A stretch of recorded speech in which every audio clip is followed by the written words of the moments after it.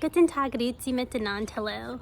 I'm going to talk about activities you can do outside with your young child, probably around 3 to 6 years old, that they can do alongside their German tutor. So you can have them go on a nature walk, and if they're not coming to your house, you could just take a cell phone with you, and you could have your tutor say, can you find a stick?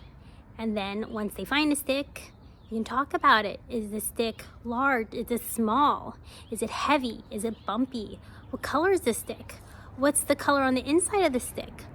Does the stick have any leaves attached to it? Where did you find the stick? Did you find it beside the tree? Behind the tree? You can have them look for rocks. You can have them look for 3 rocks, and then you can do a whole lesson on rocks. My children have done whole lessons on rocks and they love it. The German tutor can ask them if it's bumpy, flat, light, heavy. Is it rough, smooth? What's the color? You can have them count how many petals of a flower there are.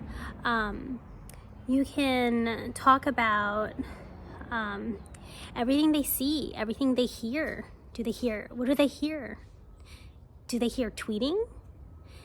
How many birds do they see outside? What's the weather like? Is it sunny, windy, cloudy? You can have them gather things. Maybe at the end of the lesson, have them gather like 3 rocks or sticks, and everything they gathered at the end could be a lesson the next day. And then the next day, you can have them do a painting projects with what they found. They can dip the leaf in paint and put it on the paper, or they can paint with the stick. They can paint with the rock. They can paint on the rock. You can guide them along these really fun activities. Another outside activity you can do is with chalk.